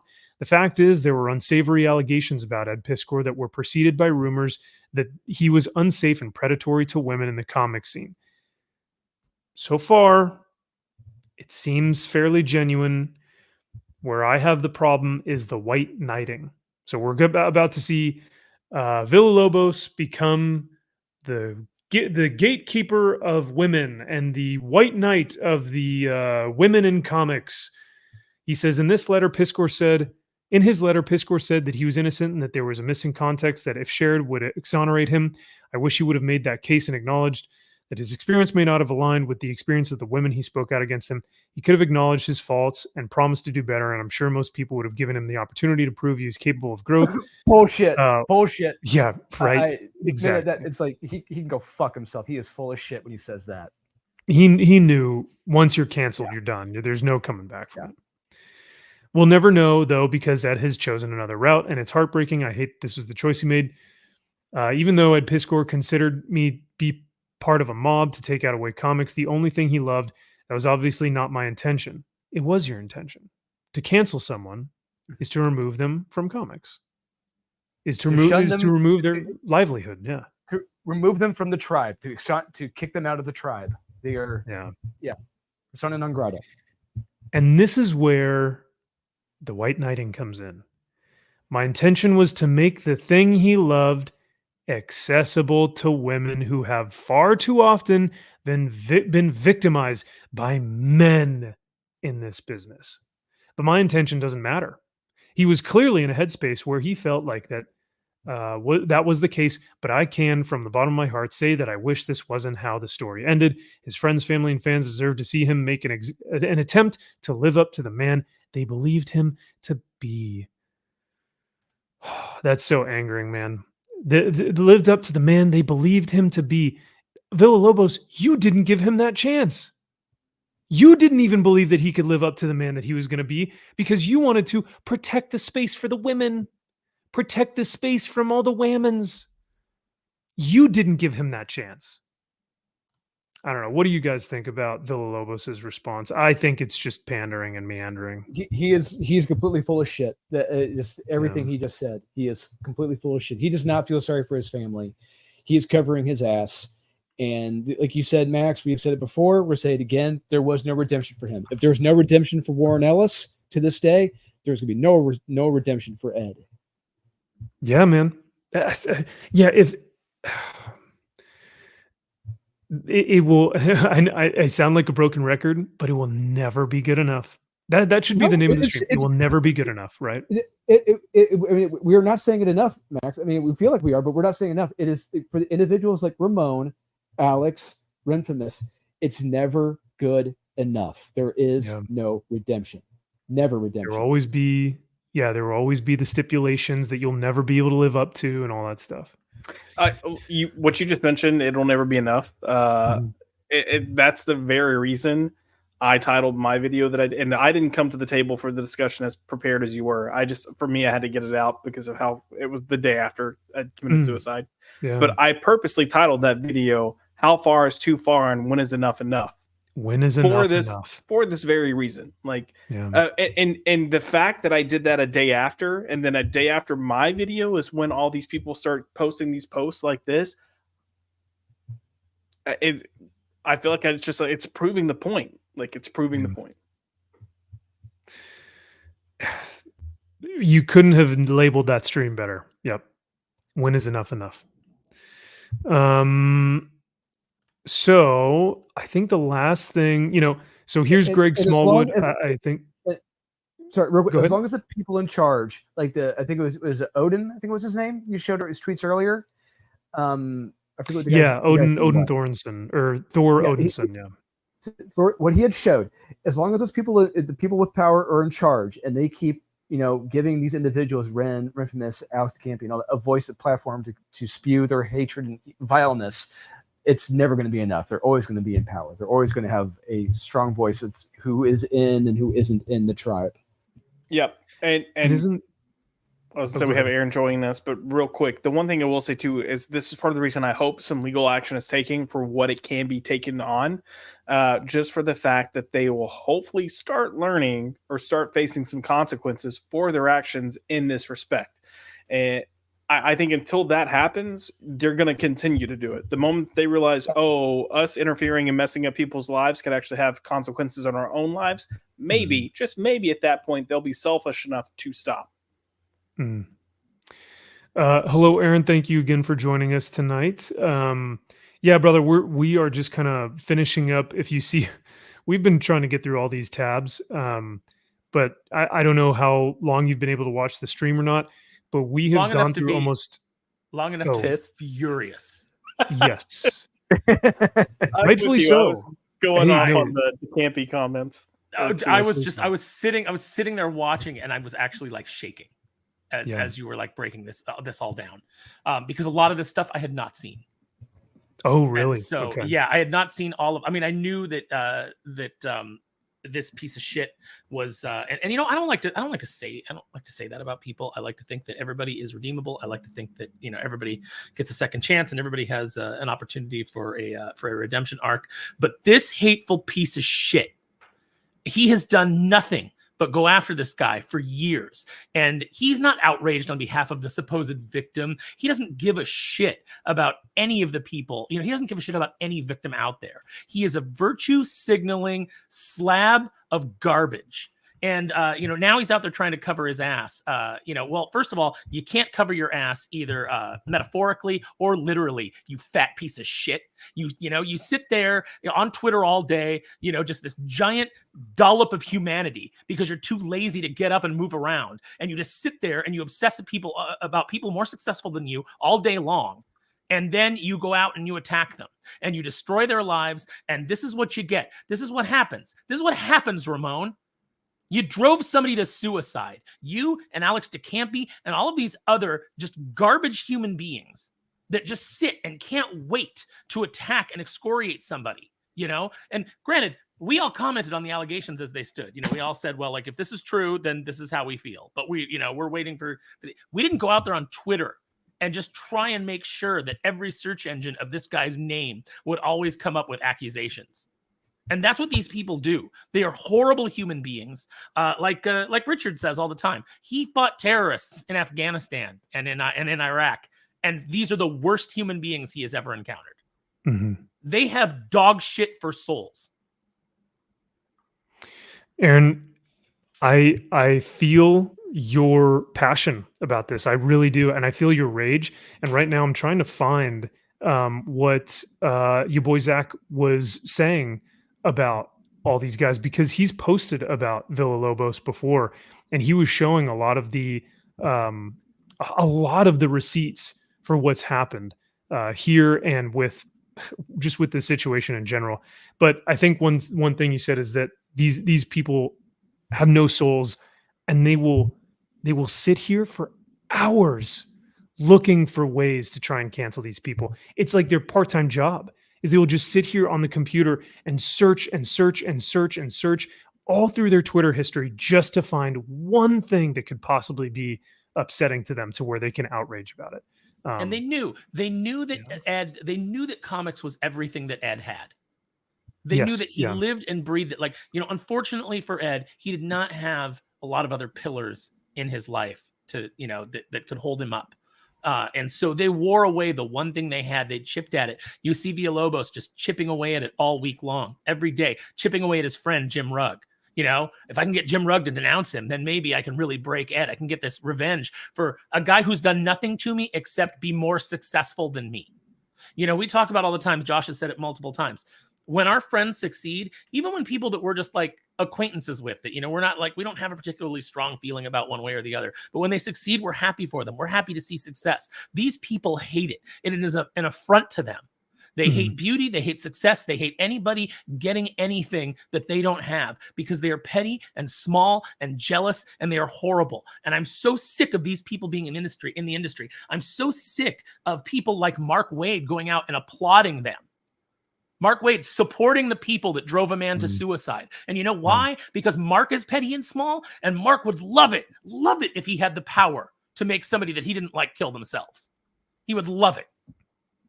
And that's unfortunately that's why we've talked about in our chats and why we've seen a lot of people on Twitter that we didn't get to yet, but even they have been saying like, I need to reevaluate my place here in comics because I don't want to be here.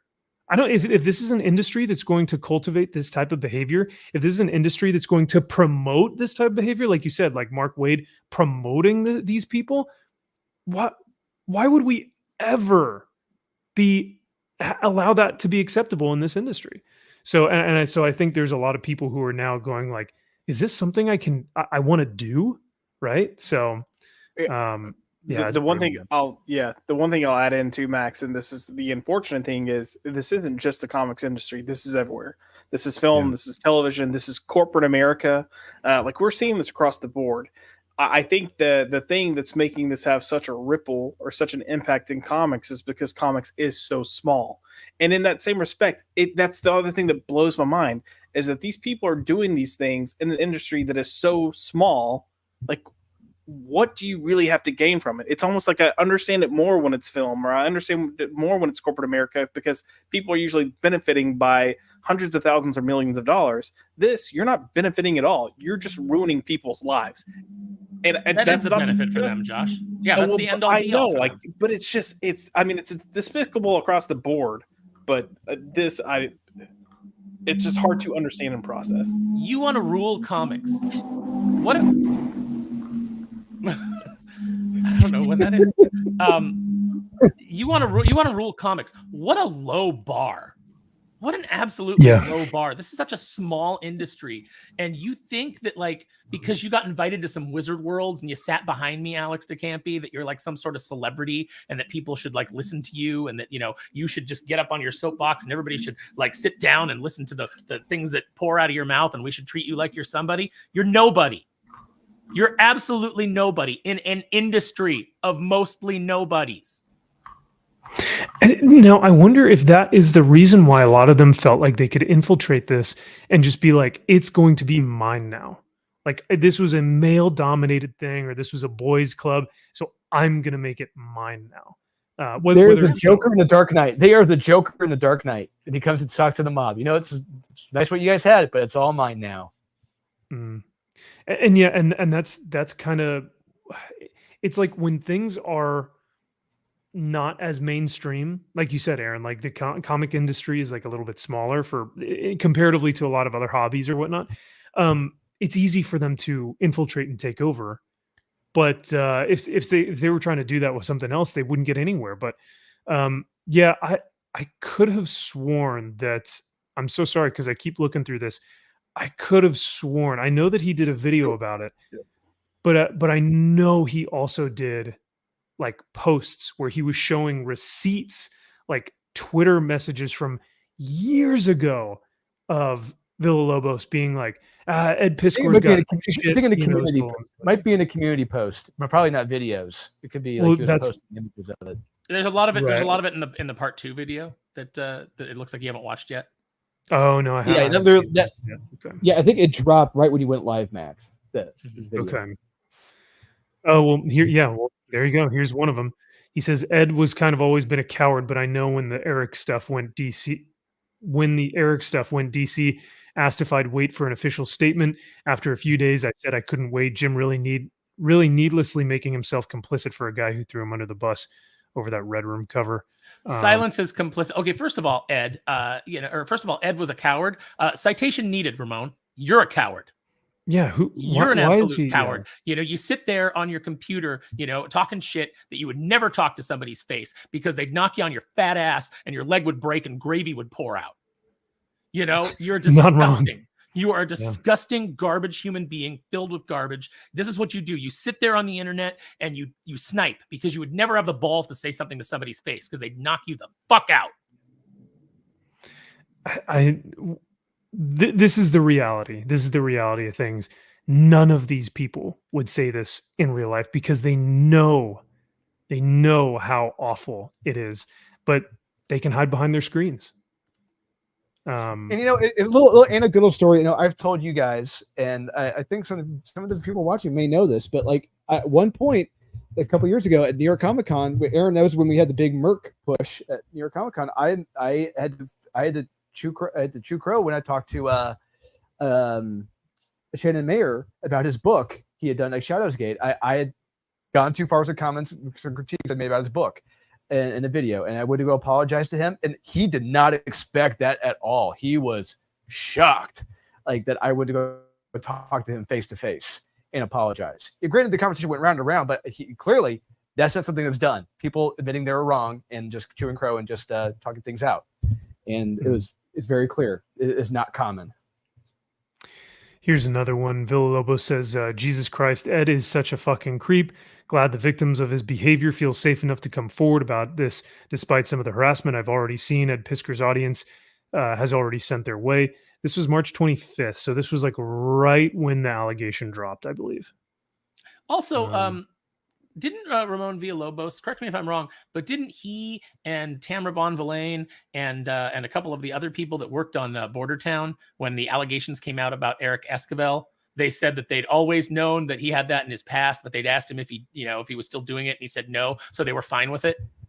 So like they were like, okay, well, we took him at his word, but yet Ed, would have forever been tarnished by this. And that's why he saw no way out. He knew that no matter what happened, no matter if the allegations were disproven, no matter if he sued and he won, every single time his name came up attached to something, whether it was another gallery show or it was another deal, or he was getting, some kind of book somewhere, they would bring this up. And they would bring it up until the day he died. Unproven allegations. Just because they wanted to drive this man to suicide. And they did. So because I really like, what other purpose do you have to harass a man this much? Like for Villalobos to do nothing else with his day, but just to constantly harass Ed Piskor when they've had no do they have some sort of like villain hero beef or like some sort of I don't get the absolute disdain for Ed from Villalobos. I just think don't petty understand. jealousy. That's all I think. Just petty jealousy. Yeah, there you go. This guy smelled blood in the water.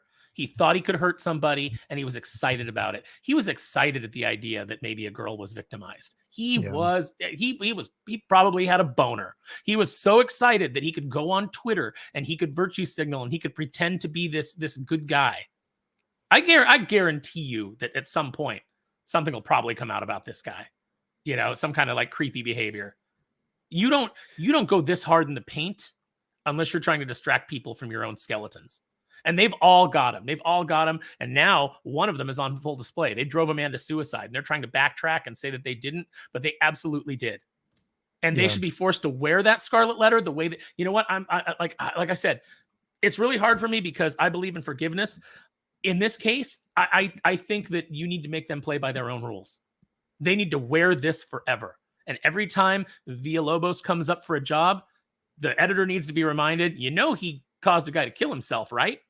Same thing with Alex DeCampi. Well, that would be the same, because that's the same night letter that they use for a lot of creators now, right? Oh, hey, you know this guy works for CG, or you know this guy went on West Thinking Critical's channel, right? Just so you know, and it's like this concern trolling that it's like, hey, just so you know. But no, you're right, Aaron. I mean, and to your point, let's look at this tweet right here from Greg Smallwood. He says, "I'm done pretending that an apology or atonement gets you anywhere with these people. Tell me, Liam, did an apology change Warren Ellis's circumstances? How about Jason Latour's, Cameron Stewart, Brian Wood? There's no path, and you know it." Brian also goes forward. Oh yeah, absolute boom. Brian or Greg also comes forward and says, "I've had some time to think about this, and my stance is this: I'm tired of the mean and nasty holding of a monopoly on boldness. If you had a hand in the bullying of Ed Piskor and are unrepentant, like all of the people we've shown tonight for the past 2 or 3 hours, I will not work with you or associate with you, and I will actively discourage others from doing so as well. I believe strongly in forgiveness, so I'm satisfied with a simple public apology. Not, I'm sorry that happened, but I'm sorry I had a hand in it. This industry likes to hold people accountable, but we're never clear on terms or atonement. Those are my personal terms." So, Aaron, when you talk about people that are trying to hold other creators accountable and are going to start saying, "Hey, you know, Villalobos drove a man to kill himself, right? You know, Alex DeCampi led a man to kill himself." I think that's what Greg is talking about here. Is that fair to say? That is absolutely fair to say. And I respect the hell out of Greg Smallwood for saying this, because you see that there's people in the industry that have a fair amount of influence, like Mark Wade, who will be totally against this. You know, Mark Wade's out there, you know, patting Daryl Ayo on the back and like, you know, feigning kinship with him so that he can, you know, promote his own petty grievances and elevate himself and say like, "Oh, I've been the victim of attacks." You absolutely have, Mark. You know why? Because you earned them. You earned every single one of them. You go out there and you run your mouth and you act like an asshole. And then when you get pushback, you're the victim because you're the hero of your own story. Well, you're not a hero, Mark. You're not. You could be. You know, I've worked with you. I know you. I know that there's some good in you, or at least there used to be. But you never give in to that. You give into the worst parts of your nature all the time. Your petty, jealous, little hateful nature. That's what you give into. You know, don't tell me your favorite character is Superman. Yeah, you can write Superman, but you're writing fiction because you have no idea. You're just making it up because you have none of that inside of yourself. At least, you know, none that you put on display. That's what's so interesting is that these individuals who shaking right now. No, I believe it, man. You are not alone. You are not alone, brother. When I was reading the letter, you know, in the first hour, it's so angering, and I think that was one of the things I first said when I talked about it. I came out on Tuesday and I was like, listen, I am way too angry and I'm way too sad right now to even try to talk about this topic, and so I'm like, I'll give myself a week. I've given myself a week, and I'm still, like you said, shaking when you read all this stuff, right? And it's amazing that these people are, like you said, writing superheroes. This is an industry that promotes comics that talk about the best of us, being the best of us at all, trying to do so at all times possible. And now we're promoting degeneracy and victimhood and just absolute nonsense that has nothing to do with superheroes, right? the men who created the tent poles of this industry, as Gail Simone would say, the men who created this industry would be fucking furious at what this industry has become right now. So, oh well. Can we highlight David Gear's comment real quick? Yeah, sure. So he says there people need to find out what it's like to be on the other side of the rules that they make. If you don't like the rules, then don't make them. You could technically say Ed was one of these people that got the other side of that, you know. And Ed owns this in his letter. He said when he makes his comment about the tribe, this is what he's referring to. And this is also why I kind of support what Greg Smallwood is saying is if you're not going to show any remorse or you're not going to show any atonement at all for what you said or done, then I don't want to work with you. And I'm going to encourage other people not to work with you. It's because you're probably not going to change. You have no reason to change. You're not showing any sign that you're going to change. And this could easily become one of these other people that are like, well, we support you until they don't, you know, and that's where you have to be careful with. It sucks. I'm glad that we have friends and not allies that'll turn on us like per dog at a moment. You know, I'm glad that we hold each other accountable. We talk to each other, you know, like we're there for each other. It's one of the things that I really love about the aficionados and the group that Wes has put together is that we really are all friends. You know, I think that sadly, and this, you know, maybe this is on Ed, is he chose the tribe. He didn't choose friends. He didn't choose people who knew him, who cared to know him enough to say like, hey, I'm hearing this, but this doesn't seem like you. Can you explain it to me? And then go out and then hear his explanation and then go out and defend him. You know, like he didn't have anybody like that. And that's what makes me really sad. Don't choose the mainstream comics tribe. Look, it happens to everybody. Look, I mean, we had Rini in the chat. What happened to her? All she did was decide, I'm going to go on Ethan's stream and I'm going to promote this book that I'm doing because he's got a big audience and maybe people will like it. And what happened? Heather Antos came for her, tried to cancel her, tried to, you know, rally people against her. It's disgusting. It's disgusting. And as much as we talk about these people, like, you know, we'll talk about Heather Antos and the things she says and the job that she does, but we're not trying to get her fired. We're not trying to like destroy her life. And Aaron, what happened to women of color in the industry being successful with their comic books? But no. The second Rini, who's a woman of color, has a fucking kick-ass comic book. Granted, way better than any of the shit that Marvel and DC's coming out. And she's, you know, coming out with this, you know, with Fiendish right now. But all of the same people we talked about tonight all came after her, and they were like, no, we can't have you here. Like an actual talented woman that's actually creating like badass comic books. And why are the ringleaders for this, Max? Why are the ringleaders for this always the most mediocre white women? Oh, just no talent, no personality, just soulless, lifeless, succubi. Yeah. Oh, just a succubus. Succubuses. Yeah.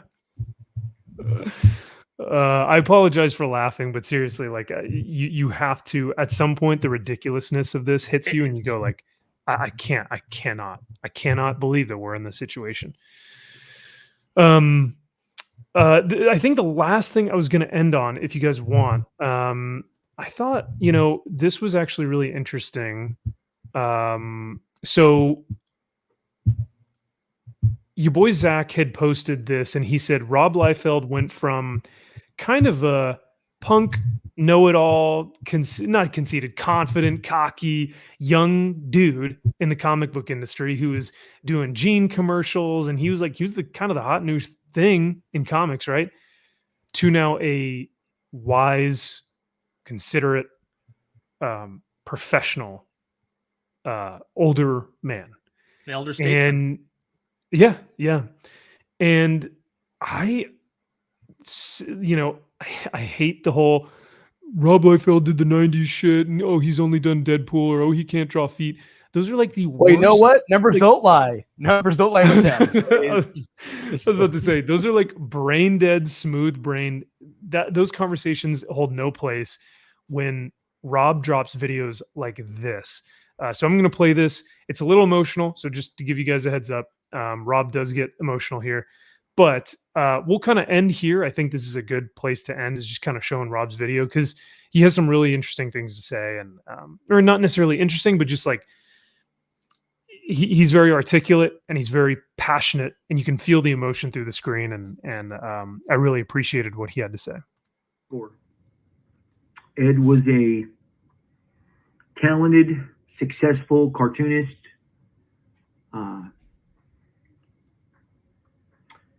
His biggest claim to fame was probably Hip Hop Family Tree, which was really cool. I got to know Ed because he expressed that he had been into my work when he was a kid. And he had a cool way about him. I really enjoyed Ed. I talked to him on and off for the last decade, and he had me on his show. He had a comic book show that he hosted, and Ed's gone. Ed took his life today. And the thing that I can't get over is he starts off and he says he said he was sorry. But he says, I don't know what happened with Ed Piskor. I don't know what happened. He suddenly was in the eye of the storm, a bunch of allegations, and seemed like there was a judgment that came, as they often do, before maybe everything could be vetted. But I'm going to say again, I don't know everything. What I know is Ed is gone. Ed took his own life. He's part of our comic book community. He went from Hip Hop Family Tree to making X-Men comics for Marvel, and he loved comics, and I found his passion for comics to be sincere and inspiring. Ed says, I was murdered by internet bullies. I was murdered by internet bullies. Massive amounts of them. Some of you out there absolutely contributed to my death as you entertained yourself with gossip about me. I wasn't AI. I was a real human being. You chipped little bits of my self-esteem away all week until I vaporized. He said, I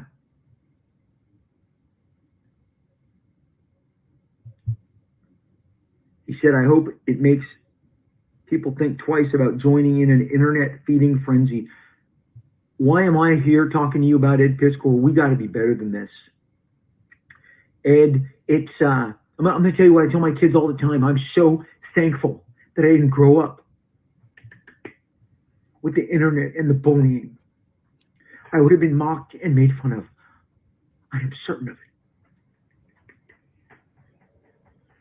And what kids go through nowadays, what adults go through, being dragged, being just as Ed said, vaporized. It's brutal. Ed's gone. Ed Piskor took his own life because he just what it comes down to, he not many people can make it to the other side of the he said, I disappointed so many people. So I just think internet bullying is we've got to reevaluate this, and we've got to take a different, we've got to really think twice. Think about what I was murdered by internet bullies. He couldn't take it. It broke him. It broke him. And as a result, parents have lost a son. A sister has lost a brother. The industry lost a genuine talent. And whatever mistakes he made, people make mistakes. People make mistakes. What we need to be better at is giving grace to people, and not judgment, but giving grace. Maybe none of this makes sense, but I think I am just shocked that Ed is gone and that he took his own life, and that I won't interact with him again. And rest in peace, Ed. And I can only hope that there is some change to come of this. Well said.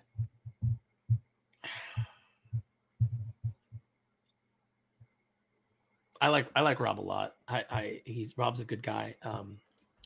You know, in my time being a comic book fan, I've both loved, then soured, then again loved Rob's work. But I think that Rob as a human being has just become a really good guy. I see him every now and then at the show.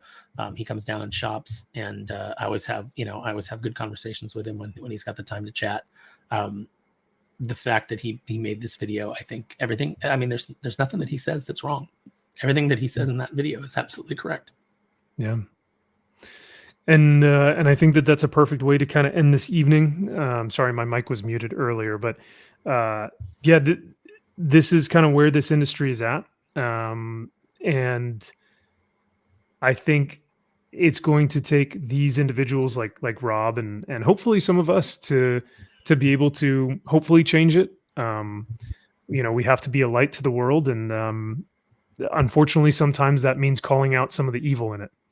And so hopefully we did a little bit of both tonight. Hopefully we were able to be a light, but also call out some of the darkness. So Rob, I think, puts it perfectly, and I really couldn't articulate my points any better than how he did, honestly. Aaron, I forgot that you had that really great story that you always tell us about the convention. Even though it was about like one of his comics and it was just like an absolute brawl, you know, I still love that story. And I think it's funny. And I honestly, if you were to tell it to him today, I'm sure he'd be like, I remember you, or like, oh my gosh, I can't believe that. I hope not. Well, maybe if he didn't remember you, he'd at least be like, oh, well, at least we can laugh about it now, you know? But, stuff like that. It's like, but that's, you know, that's part of the reason that I really like Rob is I think that, you know, it's you know what you didn't realize like earlier in his career when he was like a little more brash and things like that. It's like he's a young kid. All of a sudden, he's got all this crazy success. Everybody in the business is blowing smoke up his ass and telling him he's the greatest thing since sliced bread. You know, that affects you.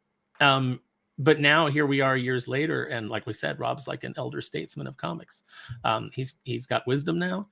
He's coming out and he's saying things that need to be said. And you know, Rob, to his credit, you know, he's secured the bag, as the kids say, so he doesn't have to worry about getting canceled. I don't worry about getting canceled because there's nothing in me that fears these people. And I refuse to be scared of these people. And I think that as much as it feels like, you know, like we've had the discussion about like, oh, do I even want to be in this industry? It's disgusting. It's filled with, you know, it's filled with garbage human beings. It feels like swimming through raw sewage sometimes. I think that's all the more reason that we need to stay in because we love comics. We love the industry. We love the idea of a place that's merit-based. It doesn't matter what your race is, what your sexuality is, what your religious beliefs are. You know, everybody's welcome as long as they have talent. That's the exclusivity meter, is whether or not you can tell good stories and entertain people and treat the customers well. That's always been like what we've been about. And I think we need to extend that to, you know, like Rob said, having grace and treating other creators with, you know, with respect and with dignity and understanding that, you know, people may screw up. We need to give them benefit of the doubt, and there needs to be a way back. You know, we've said that repeatedly. So yeah, I think that it's upon all of us and everybody in the chat that's a fan, you know, whether you're in the industry or you're just a fan of the industry, it's up to us to make these changes, especially you that are younger, because you know, you got more time to do it. Amen. Well said. Thank you, gentlemen, so much for hopping in. I wanted to do the first part of the stream just to kind of get the story rolling. And then once we started getting into the aftermath, I wanted to bring you guys on, especially also as well, because we've talked about this now, gosh, for 5 live streams, 4 live streams, you know, like videos. It's been a lot. But that's how impactful this is, right? And so, like I said, guys, thank you for being here with me tonight and spending the time, because I just kind of sent the link out to you randomly and was like, hey, if you want to join in, please right? Come look at these tweets with me, so I don't feel like I'm going insane. But yeah, it's been a pleasure to spend this evening with you guys talking about this. There's no one else I would rather talk about this with, honestly. Even though it is a tough subject, it means a lot. So thank you. And Warline, thank you. You were all well articulated in the stream, guys, and you did all you can do. Thank you so much. I appreciate that. And Salty says this was an exceptional show, Max. Gentlemen, thank you for your eloquence and understanding research and outstanding research and receipts. Thank you, Salty. And I agree. Josh, he was here. You know, he's kind of he's our moral support.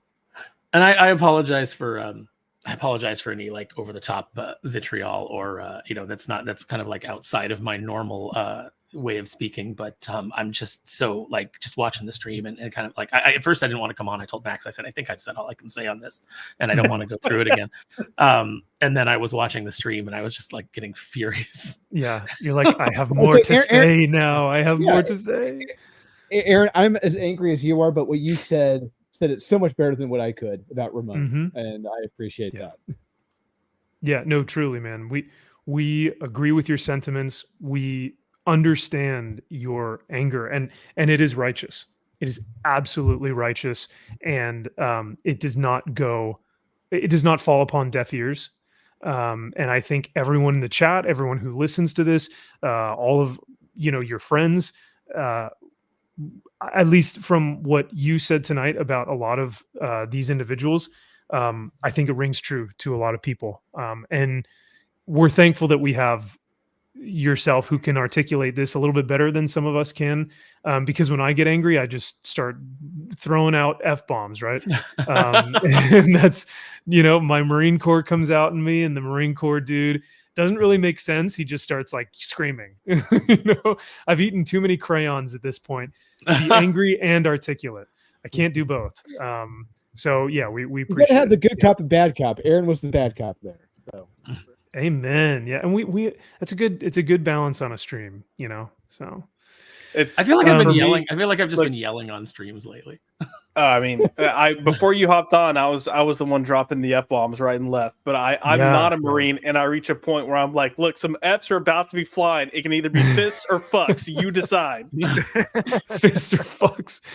Hard R's are dropping, boys. Yeah, hard R's are coming out. Yeah, it's F-bombs are bad, but then once the hard R's come out, it's over. It's over. So, all that being said, RIP Ed Piskor. This will be a moment in the industry. This will be a moment in history that we will not forget, and that we will look back on, and we will all look and try and see if there was something that we could have done to help prevent this, or at least to better ourselves, and to, like Rob said, show grace. And we hope to make this industry a little bit better with live streams like this. So I'll kind of end saying, hug your best friends, hug your loved ones, hug your family. Don't let the internet cancel you. You are better than that. You are bigger than that. You are stronger than that. And do not let the evil, vitriolic, vile, and distasteful people of this internet culture try and cancel you, because, like I said, you are bigger than all of these people and all of that nonsense. So continue to be the light unto the world, which means that you reject modernity and embrace your legacy and show other people the greatness and the light that you have seen. Thank you guys once again for being on the show with me tonight. Chat, you've been amazing as always. Lurkers, I can't see you, but I still thank you as well. You guys are awesome. And we will see y'all potentially next weekend, but we'll see, because there may be a big event happening in Vegas. Maybe there might be some sort of meetup or something. I don't know. So if we can make it back, maybe we'll show some of our pictures of having a good time. So, but yeah, with all that being said, love you guys. Thanks for being here tonight, and we'll see you guys next week. Take care, and thank you all for being here tonight. We appreciate it.